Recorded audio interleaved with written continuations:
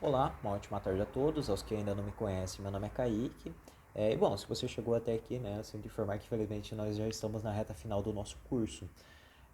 Bom, como até o presente momento vocês já tiveram acesso ao podcast, né, e ao material escrito, que seriam, como vou dizer, os principais materiais ali para você ter acesso com relação às informações, né, aos conteúdos que nós trouxemos referente à autora, né, Clarice Lispector, seu estilo, período literário, né, tudo mais. Agora, nesse momento de análise, né, de um dos contos, seria mais para realizar um movimento de retomada mesmo, com relação aos conteúdos que já foram trabalhados. E bom, para isso a gente selecionou aqui o seguinte conto, que seria O Primeiro Beijo, que seria o conto de encerramento ali do livro Felicidade Clandestina. É, eu gostei, né, da ideia de trazer esse conto, porque ele traz muitos paralelos ali com aquilo que seria o conto de abertura do livro, né, que tem o mesmo nome, Felicidade Clandestina. Então aqui a gente vai perceber um relato um pouco mais pessoal, uma história narrativa, né, um pouco mais intimista, que traz ali uma abordagem um pouco mais pessoal para a própria história, mesmo o conto, né, sendo narrado ali em terceira pessoa. Bom, mas para contextualizar um pouco, no caso, esse conto, ele se inicia meio que no diálogo, né, entre dois personagens, que seriam dois namorados, né, e bom, mas para ler aqui para vocês, né, ela fala: está bem, acredito, né, que sou sua primeira namorada, fico feliz com isso, mas me diga a verdade, só a verdade. Você nunca beijou uma mulher antes de me beijar? Bom, ele foi simples. Sim, já beijei antes uma mulher. Quem era ela? Perguntou com dor. E aí é um momento muito interessante, né, dessa história, porque, por exemplo, a transição que ocorre entre aquilo que é o diálogo entre os dois personagens e aquilo que é a memória dele é muito sutil, né? A gente mal percebe essa transição. Então, só continuando aqui, ele tentou contar, né, toscamente, não sabia como dizer. O ônibus da excursão subia lentamente a serra. Nesse ponto ocorre a transição ali sem nenhum, por exemplo, marcador de tempo, nem nada do gênero, é só ocorre mesmo. Isso eu achei uma sacada bem legal, assim. Bom, qual que seria a grande sacada aqui dessa história? Ele vai contar, né, como que foi o primeiro beijo dele, no caso com uma mulher. Só que assim, ele não sabe muito bem como dizer, porque, por exemplo, só para dar um pouco mais de contexto ali com relação à história, no caso, ele está ali numa excursão, né, da escola com outros moleques, né, que tá toda uma bagunça ali. Em determinado ponto, né, de tanto bagunçar, de tanto gritar, de tanto conversar, ele sente sede.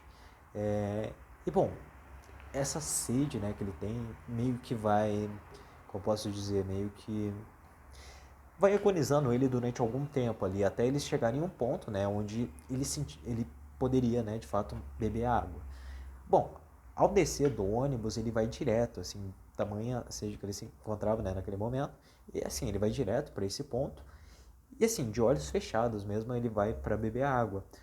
Só que quando ele abre os olhos, né, ele percebe um contato gélido, assim, um contato de lábios. Ou seja, no caso da figura onde ele estava bebendo, seriam os lábios de uma mulher de pedra, que seria uma fonte, né, que jorrava água.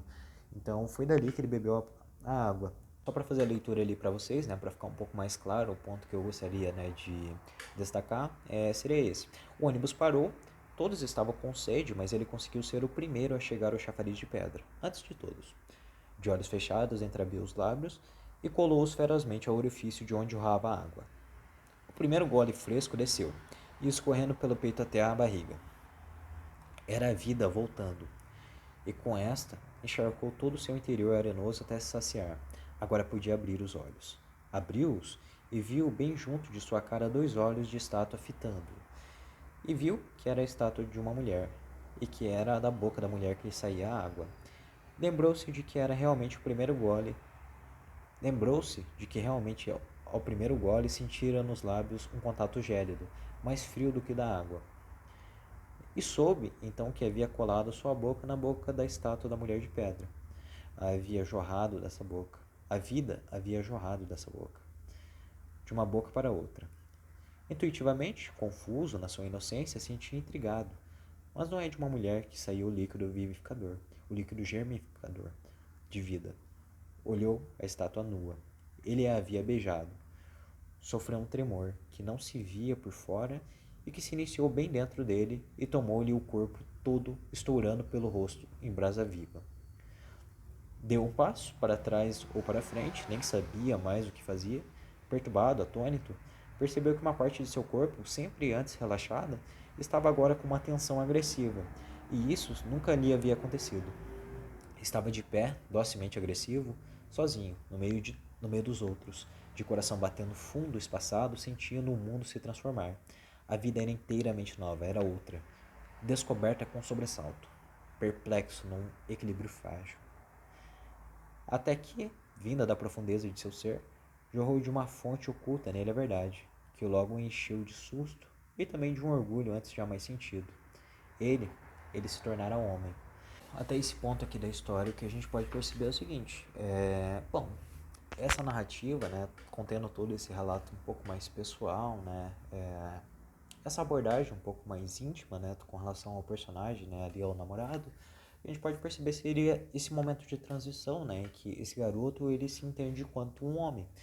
No caso, ele se descobre, ele, como posso dizer, sexualmente falando, mais nesse sentido mesmo, e seria mais no sentido de amadurecimento, quer dizer, ali naquele primeiro momento ele tem a percepção onde ele sai, né, dessa figura de menino e se torna, né, no caso, um homem, o que é muito interessante, né, no caso, porque o que ajuda, né, ele fazer essa transição, no caso, seria um objeto inanimado, seria um objeto material, o mesmo que proporciona, né, a personagem lá do primeiro conto, né, chamado Felicidade Clandestina, que no caso seria um livro, né, onde ela se descobre ali enquanto uma menina com seu amante, uma mulher enquanto com seu amante, né, não mais uma menina.